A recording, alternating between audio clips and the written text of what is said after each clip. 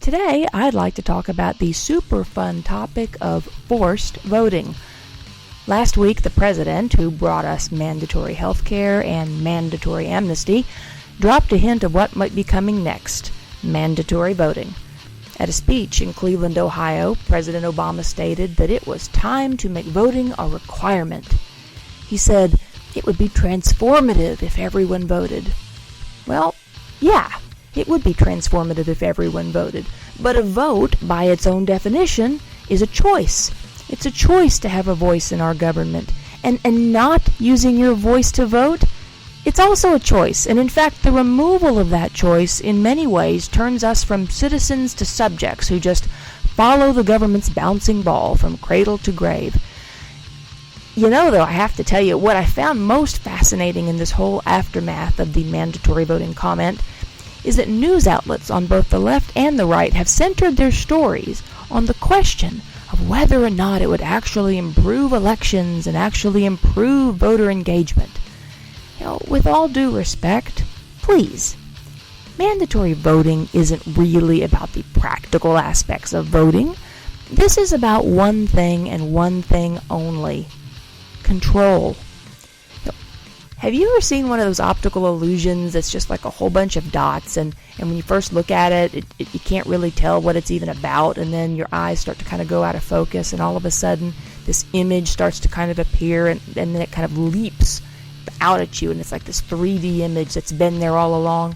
Well, when you think about Obama's latest mandate, forced voting, think of it as one dot, one part of a much bigger picture.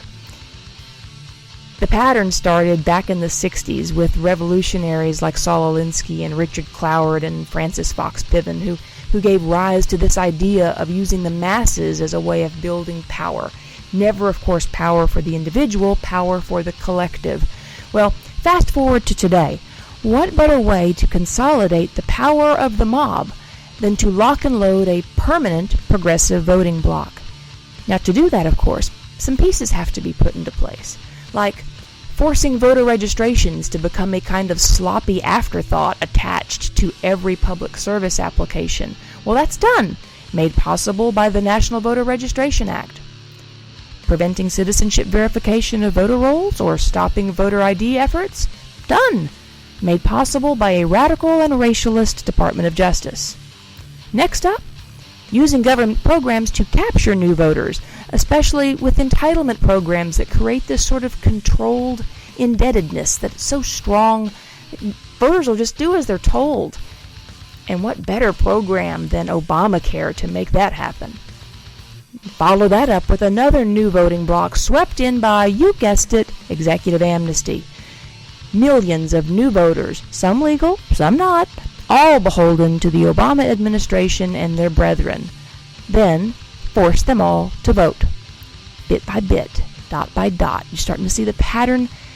Now it's not about one dot, it's about the bigger picture, and the picture is a very intentional, well-crafted picture of total control. So what's the solution? It's you and me, citizens standing up and refusing to be just dots in the pattern, refusing to be controlled. So remember, when it comes to the tactics of the powerful government progressives, don't just look at the dots. Look at the big picture and see it for what it is. Call it out. You'll find others will do the same, and before you know it, we'll have made our own pattern of dots, and the picture we create, well, it's whatever we want it to be, because we're Americans and we're free. This is Catherine Englebrecht. Onward.